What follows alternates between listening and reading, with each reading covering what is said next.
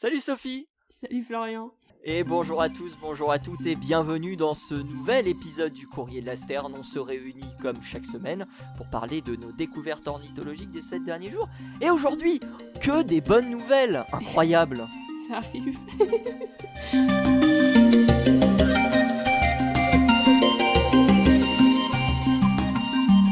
Comment ça va Sophie?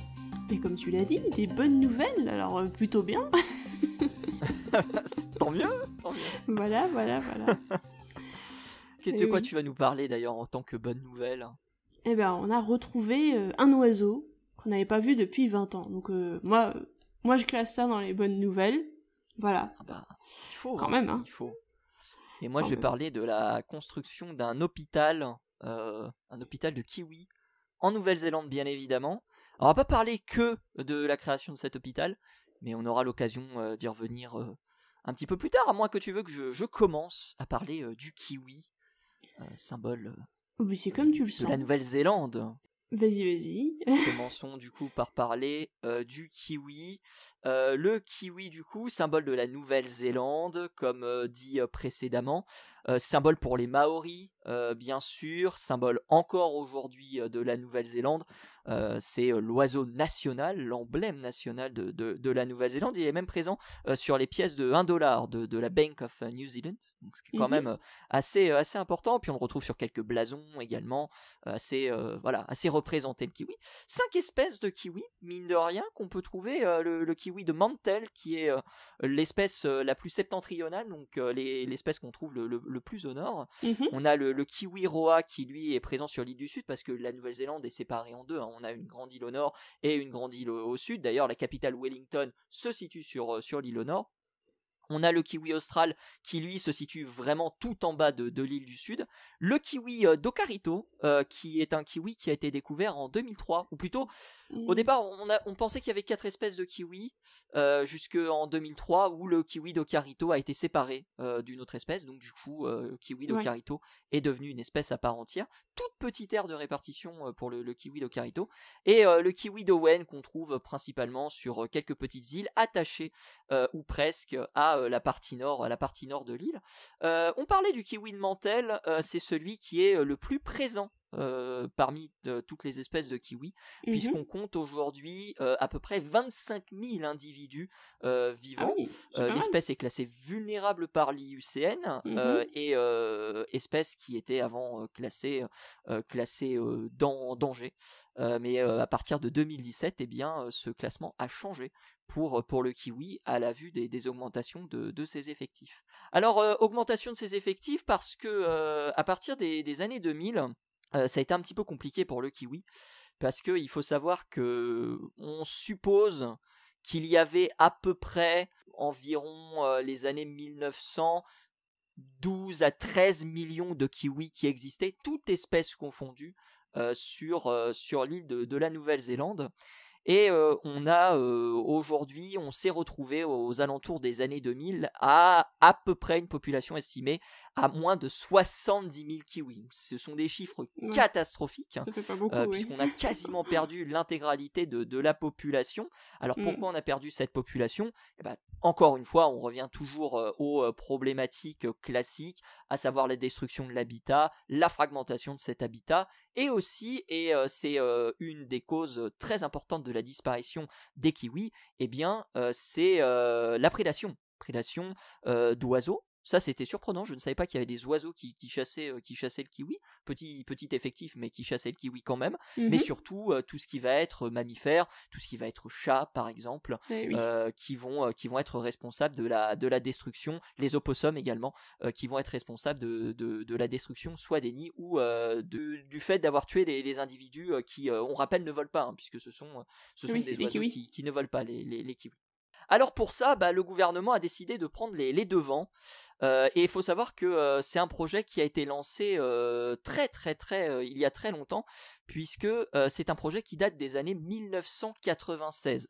Le gouvernement a lancé un plan de recovery, donc l'objectif était de conserver l'animal et ensuite de restaurer ses populations, qui tenait sur 10 ans, de 1996 à 2006. Vous pourrez retrouver ce PDF avec toutes les informations concernant ce fichier dans la description du podcast, sachant que on parle d'un projet sur 10 ans pour toutes les espèces de kiwi. Donc aussi bien le kiwi de Mantel que nous avons cité précédemment que le kiwi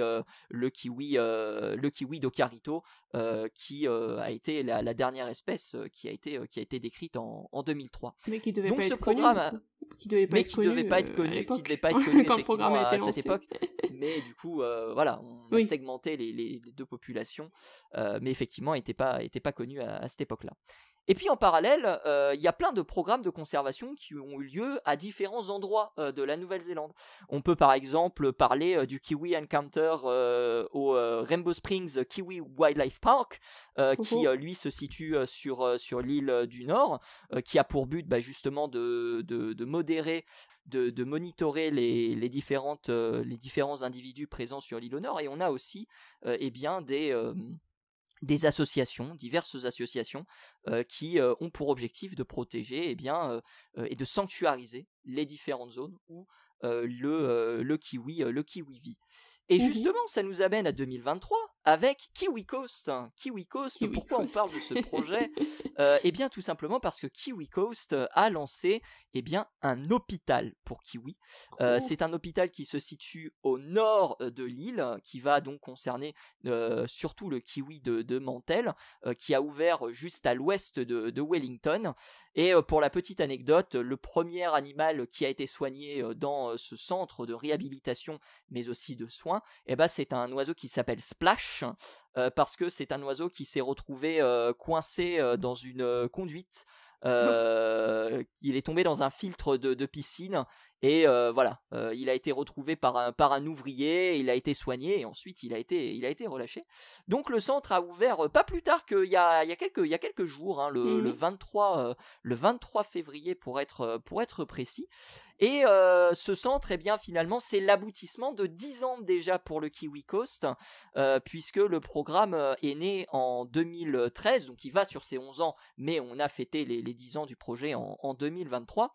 Et grosso modo, à quoi sert ce programme ? Il sert évidemment déjà à recenser le nombre de kiwis, à éliminer les espèces envahissantes. Alors j'utilise le terme envahissante, mais c'est pas le terme que je devrais exister, ce serait plutôt espèces exotiques envahissantes. Mais l'objectif, c'est d'éliminer tous les parasites qui peuvent justement porter préjudice à l'animal. On a parlé des chats. Ouais. Mais il y a d'autres animaux. J'ai d'ailleurs une petite liste parce qu'on parle des chats bien sûr, mais on a aussi tout ce qui est mustélidés, on a des lapins, on a des hérissons, des hérissons, ça je ne savais pas. Tout ce qui va être rat bien sûr, et puis les opossums, ça c'est vraiment ce sont vraiment responsables de la disparition des kiwis. Et sur ces 10 années, ce sont pas moins de 708 000 individus qui ont été capturés par les différents collectifs, parce que Kiwi Coast se réunit en collectifs, et des collectifs s'occupent d'une zone plus ou moins précise géographiquement. Et donc ce sont des animaux qui ont été par la suite capturés pour justement faire en sorte que le kiwi évolue dans un environnement un petit peu plus sain. Ce sont 200 membres de communautés, 200 communautés qui se sont réunis uniquement sur la partie extrême nord de la Nouvelle-Zélande pour pouvoir piloter ce projet. Leur site est assez complet, vous avez même une carte où vous pouvez voir vraiment ces différents groupes et leurs différents adjoints, et vous avez également le rapport de ces 10 premières années où on voit effectivement l'évolution de ce programme, qui a pour but, et bien évidemment, de faire prendre conscience aux gens de la fragilité du kiwi, Il y a plein de conférences qui sont organisées, il y a des rassemblements qui sont organisés, il y a des festivals qui sont organisés, il y a aussi des conférences qui sont organisées, mais pour faire en sorte, par exemple, que les chiens, qui peuvent être aussi des problématiques pour les kiwis, eh bien, se tiennent bien lorsque l'animal se présente en face d'eux. Donc il y a des stages où justement les maîtres sont amenés à emmener leurs chiens pour justement faire en sorte qu'ils ne s'attaquent pas aux kiwis. Et à travers ce rapport d'une dizaine d'années, eh ben, on voit comment les communautés se sont appropriées les différents territoires, et on voit comment ce maillage a pu permettre justement, eh bien, le parfait repère des différents oiseaux, et aussi par la suite, eh bien, la capture des différentes espèces que j'ai citées précédemment, qui portaient préjudice à l'oiseau. Donc voilà, ce sont un paquet de choses qui sont réalisées par KiwiCoast, ce qui fait que, eh bien, le nombre d'individus au total de la Nouvelle-Zélande, eh bien, est en augmentation. Aux alentours des années 2000, on était sur à peu près donc 70 000 individus. On serait à peu près aujourd'hui à 90 000 individus environ. Et pour le kiwi de Mantel, on est passé d'environ 20 000 individus à peu près 26 000, 27 000 individus, ce qui montre que le kiwi est extrêmement bien protégé par la Nouvelle-Zélande. On le savait déjà avec le Strigops kakapo qu'on avait déjà eu l'occasion d'évoquer, même si c'est un cas encore plus particulier, mais c'est pareil pour le kiwi. On a des courbes d'augmentation très comment dire, très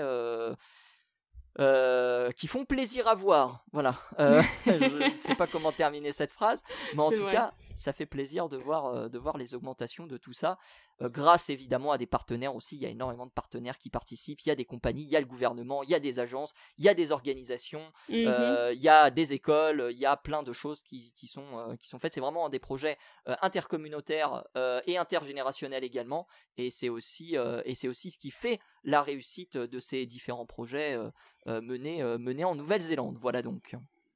Et ben, quel projet quand même. Ça fait longtemps, tu disais 96, c'est ça?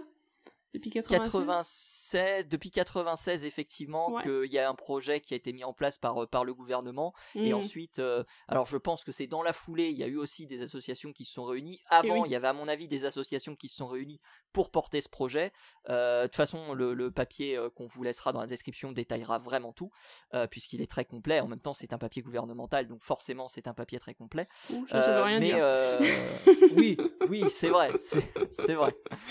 Mais bon, là c'est quand même la fiche, comment dire, c'est quand même le conducteur de l'intégralité du programme sur les 10 ans. Donc je pense quand même que c'est quelque chose qui doit être quand même plutôt très solide. Mais oui, c'est grâce aux projections et aux différents projets qui sont réalisés un peu partout.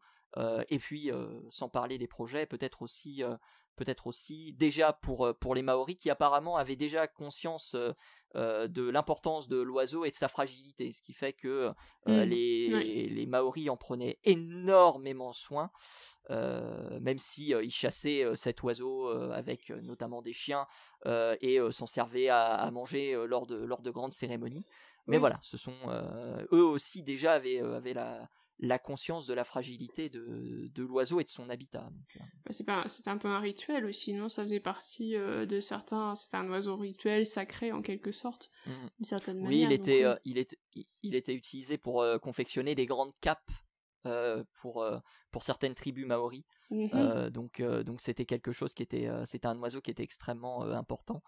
C'est le nom de ce vêtement s'appelle Werua, ou esprit des oiseaux. Voilà. C'est joli ça, tiens. Ah oui, c'est joli. C'est quelque chose qui était utilisé lors des grandes occasions, donc décès, mariage et d'autres cérémonies. Voilà. Esprit des oiseaux, ça rend bien. Ouais, c'est assez fantastique. C'est mieux que de l'appeler Pochipiou. Et c'est assez intéressant parce que aujourd'hui, il y a une évolution de la tradition. On a évoqué ça dans un précédent épisode lorsqu'on a parlé du cormoran. Oui. Mais aujourd'hui, il y a une évolution de la tradition puisque la tradition est perpétuée toujours, mais cette fois-ci à l'aide de kiwis morts, mais de façon naturelle. Donc, d'accord. Il n'y a plus cette chasse qui est organisée. Soit c'est un kiwi qui est mort de façon naturelle, soit c'est un kiwi qui a été renversé par une voiture ou qui a été tué par un prédateur. D'ailleurs, il y a des panneaux en Nouvelle-Zélande qu'on voit parfois avec attention, il y a des kiwis qui traversent la route. Et donc voilà, c'est aussi ça, entre guillemets, prendre conscience de la fragilité. C'est aussi changer ses mœurs et ses traditions, et c'est ce qui est fait aussi par les populations autochtones. On sait que la Nouvelle-Zélande, en plus, ce sont des leaders dans la conservation des espèces, comme tu as cité le kakapo, par exemple, mais aussi il y en a beaucoup d'autres, et ils sont vraiment très très au point sur tout ce qui est espèces invasives, sur tout ce qui est gestion de l'environnement en règle générale. Je sais qu'il y a beaucoup de règles, par exemple, tu n'as pas le droit d'importer certains types d'animaux, que ce soit par exemple un chat domestique, tu n'as pas le droit d'en importer. Ceux qui sont déjà sur l'île, ils sont déjà sur l'île, ils vivront leur belle vie et puis ils mourront de leur belle mort, mais tu n'as plus le droit d'importer des espèces qui ne sont pas originaires de la Nouvelle-Zélande, c'est interdit. Et il y a beaucoup d'autres îles, parce que c'est une île, il y a beaucoup d'autres îles comme ça qui commencent à prendre le pas. L'île Maurice, par exemple, tu n'as pas le droit d'importer 2 reptiles qui ne sont pas déjà présents sur l'île Maurice, parce que normalement, de base, il n'y en a pas. Et ça peut Alors après, ça pose des soucis. Oui, ça pose des soucis parce que l'Australie, par exemple, a provoqué un tollé en disant qu'ils allaient massacrer tous les chats qui étaient présents en Australie. Donc ça a forcément levé les boucliers. Il n'y a pas vraiment de bonne solution. Quand on perturbe un écosystème, on n'a pas de bonne solution à avoir. Soit on continue à le laisser perturber, soit on prend des actions, quitte à se mettre, quitte à à éliminer une espèce pour en protéger une autre, ce qui se passe effectivement avec ces 700 000 espèces qui ont été piégées, et je pense qu'une grande majorité a dû être éliminée pour protéger le kiwi. Donc il n'y a pas de bonne façon de faire. Parce que tu peux pas les garder en captivité. Qu'est-ce que tu vas faire de tous ces animaux en captivité, et quels moyens tu vas mettre en place pour les nourrir, pour s'en occuper, pour avoir de l'espace pour les mettre de manière correcte, parce que tu peux pas non plus les loger dans des cages trop petites ou des trucs comme ça. Donc tu peux pas non plus faire juste les garder en attendant qu'ils meurent. Tu peux pas non plus les stériliser, ça n'a pas un impact suffisant ou suffisamment rapide pour protéger tes populations sauvages d'animaux endémiques. Donc ça devient très compliqué à gérer ce genre de truc. Mais c'est pour ça, la Nouvelle-Zélande, ils ont toujours des programmes d'éradication, on parle pas de programmes de relocalisation, de stérilisation ou n'importe quoi. Non, clairement pas. De l'éradication des chats errants, des chiens errants, mais aussi et surtout des rats, comme tu l'as précisé. Il y a des endroits où il y a des trucs anti-rats, spécialement pour qu'ils ne traversent pas une certaine barrière naturelle qu'ils ont délimitée, parce que c'était une réserve naturelle de l'autre côté, par exemple. C'est ça. Voilà. On va terminer sur une note un petit peu plus positive. Sachez que vous pouvez sponsoriser un kiwi, parce que les Néo-Zélandais aiment bien quand on sponsorise des oiseaux. Donc pour $10 par mois, si vous voulez, vous pouvez faire en sorte de suivre un kiwi. Donc vous avez tout le rendu télémétrique, donc vous avez la possibilité de suivre votre oiseau.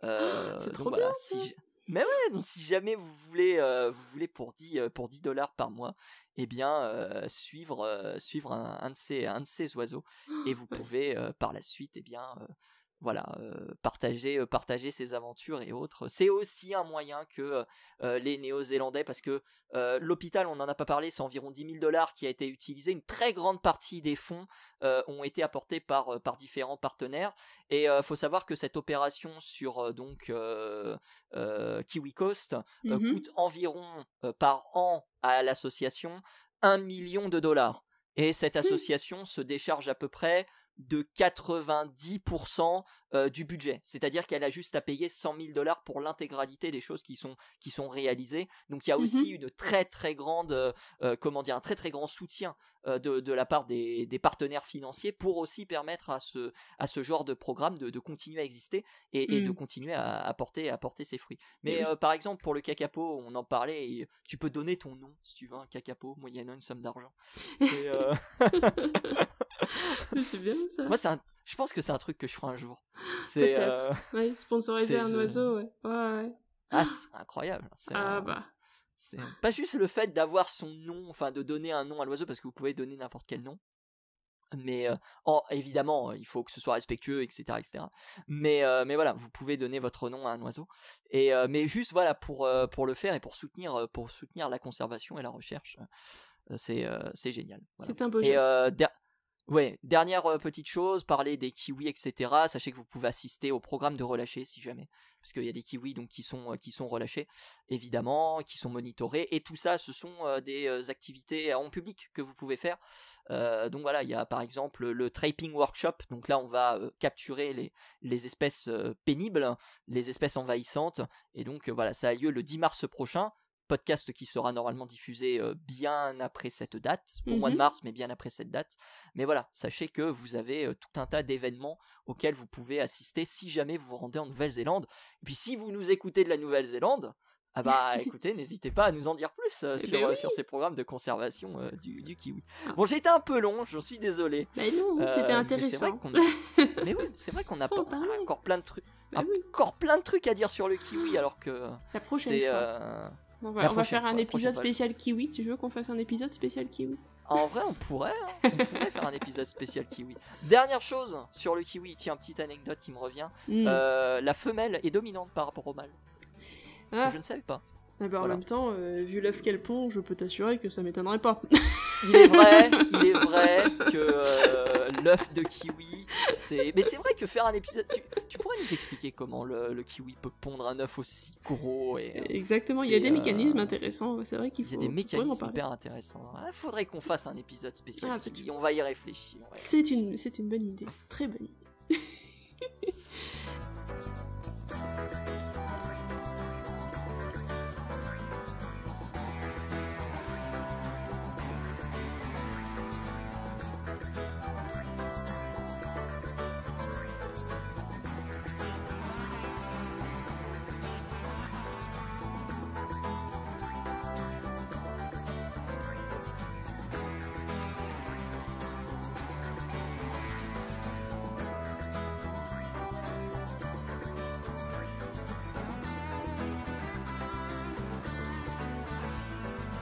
Eh ben écoute, on va rester dans les bonnes nouvelles. Merci pour cette première bonne nouvelle, c'était très intéressant. Merci à toutes les personnes qui participent à ces programmes. Sans eux, la nature n'en serait pas là, il faut pas l'oublier non plus. C'est ça, la conservation c'est important. Et c'est encore plus quand je vais vous expliquer comment est-ce qu'on a retrouvé une nouvelle espèce, encore une fois. Et l'importance du coup de ces programmes de conservation pour arriver à continuer à protéger ces espèces-là qu'on a du mal à retrouver dernièrement quand même, mais qu'on retrouve à grand-peine et qui sont toujours là malgré tout et qu'on se doit de protéger. Donc dernièrement, on a retrouvé une espèce, c'est tout récent, ça date d'il y a quelques jours, une espèce qui s'appelle le bagadé d'Albert. Alors c'est un sacré nom pour un oiseau qui finalement n'est pas si gros que ça. C'est un oiseau qui est un oiseau d'Afrique qui vit plus principalement dans les forêts du Congo. Et alors cet oiseau-là, on pensait qu'il avait disparu parce que ça faisait 20 ans qu'on l'avait pas vu. Alors au bout de 20 ans, on se dit que généralement, il y a plus de chance pour qu'on le revoie, c'est fini. Sauf pour le pic-à-bec ivoire. Ça fait, oui, on va pas le remettre sur la table, celui-là, quand même. Mais il y en a certains qui l'ont remis sur la table, ils se sont moqués des... Quand on vous dit que c'est... oui, mais bon... Non, mais lui, c'est pas un pic-à-bec ivoire, on a les photos pour le prouver, et ce ne sont pas des espèces de taches floues qui sont prises à 2 km, on est d'accord. Et justement, ils s'en sont moqués, ils ont fait 6 semaines de recherche, et on a une photo en HD de l'oiseau. Mais oui. En même temps, ils ont tenu l'oiseau à la main. Quand tu regardes la photo, tu vois que le chercheur trouvé un des oiseaux, parce que ils en ont pas trouvé qu'un seul. Il faut savoir qu'ils en ont trouvé 18 fantastique. au total, ce qui est quand même pas si mal. Et ouais. Incroyable.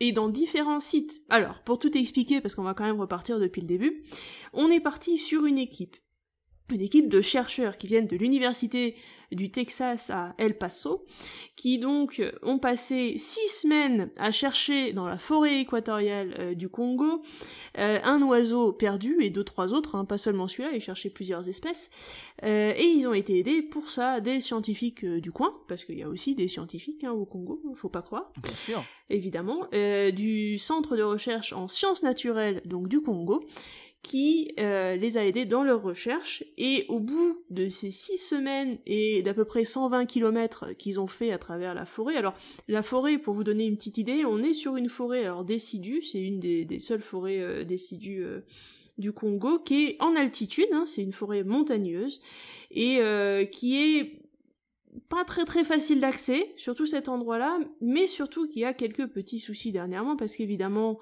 on a à la fois des gens qui viennent récupérer des espèces qui sont en voie de disparition pour les revendre à bon prix, hein, ça s'appelle du braconnage. On a des gens qui viennent couper les arbres, parce qu'il y a aussi des arbres qui sont utilisés à la fois pour se chauffer, à la fois pour les revendre aussi, parce que c'est pareil, il y a des essences un peu rares. Et puis évidemment, on a les gens qui viennent déforester pour aller s'installer pour faire de l'agriculture, donc on a des zones qui sont un petit peu en danger dernièrement. Et donc les zones qui ne sont pas encore déforestées, qui n'ont pas été attaquées par le braconnage et qui finalement ne sont pas très bien connues, c'est les zones les plus difficiles d'accès. Et c'est dans ces zones-là évidemment que les scientifiques sont partis rechercher ces oiseaux disparus. Donc 6 semaines, 120 km et une espèce retrouvée, en l'occurrence le bagadé, alors pas à bec ivoire, le bagadé d'Albert, n'est-ce pas, Prionops alberti, qui est l'une des 8 espèces de Prionops qu'on connaît aujourd'hui. Et voilà, il y en a que 8, il y en a pas beaucoup, et qui d'ailleurs appartient à une toute petite famille, qui n'est pas très grande, une petite famille de passereaux, qu'on appelle les Vangidés, qui contient, alors que je regarde exactement, pas plus d'une trentaine d'espèces. Hein. Voilà. Donc c'est vraiment tout petit. Il y a plein de genres dedans, avec beaucoup de genres qui n'ont qu'une seule espèce, donc on est sur une famille qui est très diverse, vraiment très diverse, avec beaucoup d'oiseaux qui présentent des sortes de petites huppes ou des colorations un peu sympas. Par exemple, le bagadé ici dont on parle, d'Albert, il est noir au niveau du plumage en règle générale, avec un bec assez long, un peu noirâtre aussi, mais il a une crête jaune qui part du bec jusqu'à l'arrière du cou, qui est finalement assez grosse, et qui est d'un jaune vif, qui est sublime, absolument sublime. Et beaucoup de ces bagadés ont aussi des touches de couleur comme ça sur un plumage assez sombre ou assez sobre aussi, avec du blanc des fois. Et une touche de couleur sur la tête, donc certainement peut-être utilisée lors de la parade nuptiale, on ne sait pas. Mais en tout cas, voilà, c'est la caractéristique de ce genre-là. Et donc une toute petite famille qu'on ne connaît pas très bien, du coup, vu que certaines des espèces sont vraiment soit en voie d'extinction, soit en voie de disparition, soit tout simplement disparues, ou qu'on n'a pas vu depuis 20 ans, comme celle-là. Ces scientifiques sont partis là-bas, et pourquoi est-ce qu'ils... Finalement, c'est pas la seule expédition de personnes qui ont voulu retrouver des oiseaux cette année, et qui ont d'ailleurs réussi à retrouver des oiseaux cette année. Il y a eu pas mal d'expéditions comme ça qui se sont produites ces dernières années, parce qu'on essaie justement d'atteindre des coins du globe qui ne sont pas régulièrement visités, où on pense que peut-être il y a des poches, des derniers endroits où ces oiseaux peuvent survivre. Et la plupart de ces recherches d'oiseaux sont faites dernièrement par une association qui s'appelle The Search for Lost Birds, qui du coup est une association qui a été faite par l'American Bird Conservancy, qui s'est mis dans une sorte de partenariat avec Rewild et avec BirdLife International, et du coup qui a lancé en 2021 cette initiative pour retrouver les oiseaux disparus de par le globe, et qui du coup depuis 2021 a lancé des tas d'expéditions à droite et à gauche pour essayer de retrouver. Alors ils ont retrouvé pas mal de trucs, ils ont retrouvé le woodpecker de Campfer par exemple, alors je sais plus les noms français, donc je vais vous les dire en anglais, vous m'excuserez un petit peu hélas. Le long-whiskered owlet, donc on est sur une petite chouette. Le blue-eyed ground dove, enfin bref, il y a plein d'oiseaux comme ça qu'ils ont retrouvés dernièrement, qui avaient disparu depuis des années, des dizaines d'années, 20 ans. et qui finalement ne sont pas totalement disparus. Alors, une fois qu'on a retrouvé ces oiseaux, qu'est-ce qu'on en fait? Parce qu'après tout, c'est la question. Alors, vous avez retrouvé ces oiseaux, c'est bien, mais maintenant, qu'est-ce qu'on fait? Est-ce qu'on les laisse là? Est-ce qu'on les prend, on les met en captivité pour les faire se reproduire? Est-ce que on a des programmes de conservation qui sont mis en place? Est-ce qu'on les tue? Voilà. Est-ce qu'on les tue? Mais c'est une vraie... Oui. Et qu'est-ce qu'on en fait? C'est une vraie question. Voilà. Parce qu'il y avait, je ne sais pas si tu te rappelles du Martin Chasseur à lunettes de 2015 qui avait été retrouvé en Amérique du Sud. Oui. Et le chercheur l'avait tué. Voilà. Au lieu de le bailler, de le laisser vivre dans la nature, quoi. Donc c'est une vraie question qui se pose. C'est ça, c'est une vraie question parce que comme pour celui-là par exemple, est-ce que du coup c'est mieux de laisser l'espèce disparaître ou est-ce qu'au contraire il faut l'aider à continuer à vivre? Qu'est-ce qu'on fait? Est-ce qu'on peut l'aider à continuer à vivre? Est-ce qu'il y a déjà suffisamment d'individus pour que ça continue à perdurer? Ou est-ce qu'on a déjà tout détruit de toute façon? Est-ce que c'est plus la peine? Est-ce qu'on a plus suffisamment de génétique pour continuer à les reproduire sans qu'il y ait un bottleneck absolument incroyable et que de toute façon l'espèce dégénère à tel point qu'ils survivront pas? Ou alors est-ce que il y a suffisamment d'individus et on peut peut-être mettre au point un programme de conservation, de protection des endroits dans lesquels elle vit, ou simplement de la reproduction en captivité si les zones dans lesquelles elle vit sont extrêmement menacées. Donc il y a plein de possibilités dans ces cas-là, et pour celui-là, pour l'instant, alors l'équipe a pas encore décidé vraiment de ce qu'ils allaient faire, parce qu'ils viennent à peine de les retrouver, donc ça demande un petit peu quand même de tergiversation, on va dire, il faut discuter. Mais pour l'instant, la zone dans laquelle elles sont n'est pas encore immédiatement menacée par des problèmes de déforestation, de braconnage, etc. Donc pour l'instant, c'est encore assez safe, sachant qu'ils ont en plus trouvé l'oiseau non pas à un endroit, mais à 3 endroits différents dans cette zone-là. Donc ils pensent quand même, pour un total de 18 individus qu'ils ont réussi à trouver quand même, ce qui est pas si mal. Donc ils se disent que, bon, la répartition de l'espèce, peut-être qu'elle est pas très étendue, mais pour l'instant, elle l'est suffisamment pour que l'espèce continue à vivre toute seule tranquillement dans la nature, à condition qu'on lui fiche la paix, évidemment. Donc ils ont décidé de les laisser là pour le moment, et peut-être de revenir avec des programmes de conservation qui vont du coup se concentrer sur cette zone-là, parce que dans cette zone-là, il n'y a pas que cet oiseau-là au final, il y a aussi d'autres espèces. Ils avaient notamment un herpétologue qui était venu avec eux, parce qu'il n'y avait pas que des ornithologues sur la mission, et cet herpétologue a trouvé une espèce d'amphibien qui avait disparu, elle aussi, depuis un certain temps, qui n'avait pas été vue, du moins depuis un certain temps, parce qu'il n'avait pas été vu depuis les années 50, 1950 quand même. Ah oui. Et oui, donc on est quand même sur une expédition qui a eu des résultats très intéressants, mine de rien. Donc voilà, il se pose des questions, et puis après il y a toutes les histoires aussi de changement climatique, parce que là on est sur des espèces qui vivent dans des forêts, alors c'est des forêts d'Afrique évidemment, mais on n'est plus du tout sur des forêts que vous représentez peut-être, qui sont des forêts tropicales africaines. Là on est sur une forêt d'Afrique, mais qui est en altitude, donc on est plus sur une forêt qui est un peu plus tempérée en quelque sorte. C'est pas exactement une forêt tempérée comme on peut avoir en Europe, mais on est sur une forêt différente de la forêt tropicale. On est sur une forêt qui va par exemple perdre ses feuilles à une certaine période de l'année. Donc on est vraiment sur un truc un peu différent, et on n'en a pas beaucoup de ce genre de forêt d'ailleurs en Afrique, donc c'est pour ça que ce site-là particulièrement est classé parmi, je crois que c'est les 250 ou les 300 sites les plus importants à protéger, qui sont des exemples de certains... Alors c'est pas les hotspots de biodiversité, ce sont... Okay. Non, ce sont des exemples typiques d'un type d'écosystème. Donc ce site-là est un exemple typique de ce type d'écosystème qui du coup n'est pas vraiment présent à de très nombreux endroits du globe malheureusement, donc si jamais on le perd lui, on va perdre aussi toutes les espèces qui y sont associées.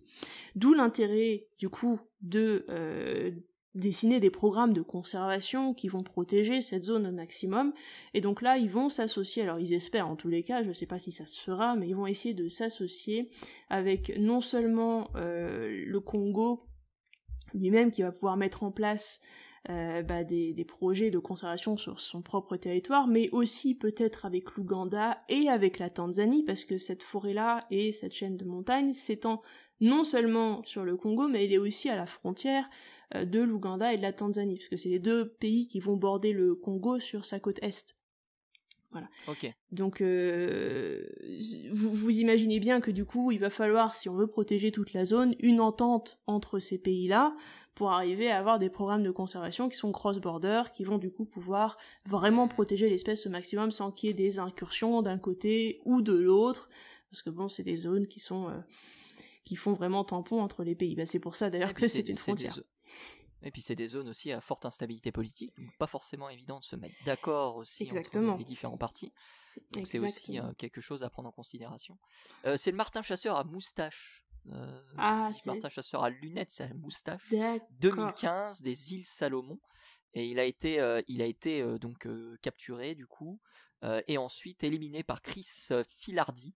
Oui. Et ça avait suscité beaucoup d'indignation de plusieurs chercheurs. Oui. Et certains avaient même réclamé un débat moral pour savoir si on devait éliminer les espèces ou pas lorsqu'on les trouve pour la première fois. Ce qui est paradoxal quand on y pense, mais Chris s'est défendu en disant que c'était une analyse qui pouvait l'analyser et que c'était un spécimen utile pour des études complémentaires. Qu'est-ce que toi tu penses de ça? Alors on est 10 ans après, enfin quasiment 10 ans après, mais est-ce que ces discussions ont encore lieu dans la communauté scientifique, ou on s'est arrêté sur un consensus vis-à-vis de la découverte pour la première fois de ces espèces, oiseaux ou autres d'ailleurs? Alors, je trouve que tuer une espèce qu'on vient de redécouvrir, c'est un petit peu contre-productif. Après, c'est mon avis à moi. Ce que je vais te donner, c'est mon avis à moi, évidemment. Ça ne fait pas consensus dans la communauté scientifique, parce que, comme tu le dis, il y a possiblement des gens qui ne sont pas d'accord et qui font débat. Moi, ce que je trouve un peu dommage, c'est que, certes, tu vas avoir un spécimen, mettons... Enfin, ça fait très 19e pour moi. Tu vois un spécimen pour la première fois... C'est vrai. Mais oui, mais faut être logique. Tu vois un spécimen pour la première fois, tu vas décider de l'empailler pour le mettre dans ta collection. C'est très 19e quand même.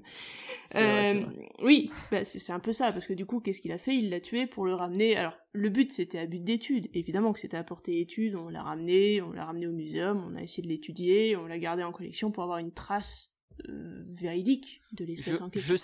Je cite Chris Filardi qui dit: nous avons maintenant un ensemble complet de matériel biologique pour réaliser des études toxicologiques, morphologiques, moléculaires et du plumage qui ne sont pas possibles à partir d'échantillons de sang, de plumes ou de photographies.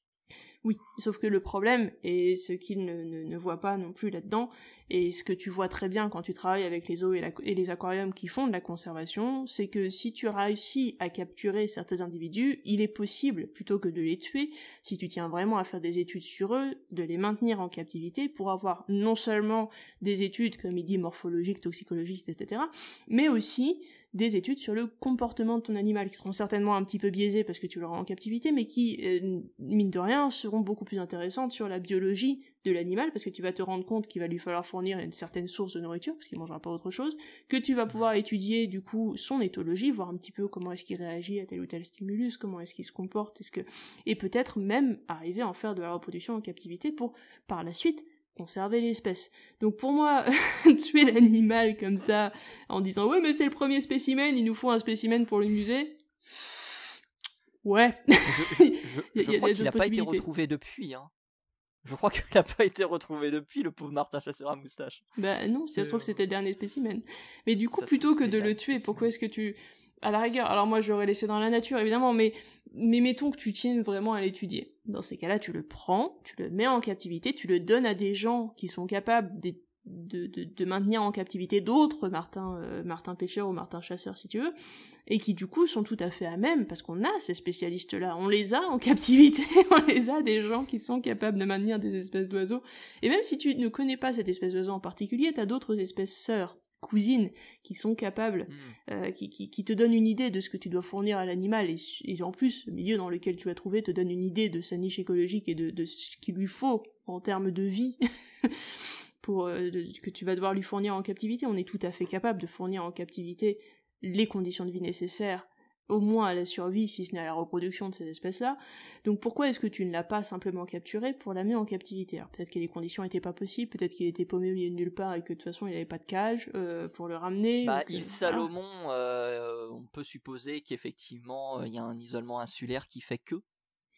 Oui, mais là certainement, tu peux ramener du matos aussi. Je veux dire, oui, il vient pas moi tout j'étais nu. parti pour le baguer. Je pense que Oui. je sais plus. J'avais lu à l'époque que c'était un consensus qui était pourquoi on l'a pas bagué et on l'a laissé, on le laissait repartir et voilà, on voyait exactement. un petit peu ce qui était fait. Au pire, tu lui mets un signal GPS sur le dos, ça c'est possible aussi. Hein, c'est ça. Voilà, c'est ça. Bon, pour moi, c'est une réaction qui me semble assez incongrue. J'aurais pas fait ça. Comme je te dis, ça fait très 19e. Voilà. J'aime beaucoup cette conclusion. Mais c'est vrai que ça fait très 19e. Ça fait très Jean-Jacques Audubon avec son fusil qui va tirer un oiseau et qui va faire bon, bah maintenant on va voir ce qu'il peut nous apporter comme information. Exactement. Totalement. Écoute, c'est sur cette information qu'on va se quitter. On va néanmoins parler rapidement de Flaco, que tu connais peut-être. Flaco, on finit un peu mal l'épisode, mais Flaco qui était, tu sais, le hibou qui s'était échappé du zoo de Central Park, qui est malheureusement retrouvé décédé. Il était né en captivité, il avait été relâché le 2 février 2023 après un acte de vandalisme et malheureusement il a été retrouvé mort vendredi dernier à l'âge de 13 ans. J'ai l'impression d'être au JT. Voilà, c'est on parlait de Pale Mail. Flash info. On parlait de Pale Mail dans un précédent épisode, qui était une coqueluche de Central Park. Flaco était aussi une coqueluche de Central Park et malheureusement on a appris son décès après avoir visiblement heurté un immeuble. Voilà. Aïe. Zut. Aïe. Et c'est là-dessus qu'on va finir. Mais voilà. On était parti pour des bonnes nouvelles aujourd'hui. Qu'est-ce que tu nous racontes là, la nouvelle déprimante de la fin d'épisode? Sérieusement. C'est vrai. Je suis désolé. Non, mais il fallait en parler, c'est clair. Mais oui, il fallait en parler. Merci beaucoup Sophie de nous avoir éclairé. Est-ce que tu veux rajouter quelque chose? Non, je pense qu'on est bon. Je pense effectivement qu'on est bon parce que ça fait 40 minutes qu'on enregistre, donc on va, mine de rien, le temps passe vite. On va donc vous remercier tous et toutes d'avoir écouté ce nouvel épisode du Courrier de la Sterne, vous remercier d'être aussi nombreuses et nombreux à le faire. On retrouve le Plumeux du coup sur Twitter @leplumeux, donc Sophie @leplumeux. Vous retrouvez Sophie également sur Twitch, vous retrouvez Sophie sur Entracte Science aux côtés de Julien, et vous retrouvez l'émission bien évidemment sur toutes les plateformes de streaming et sur YouTube. Salut à tous et salut à toutes et à la semaine prochaine. À plus.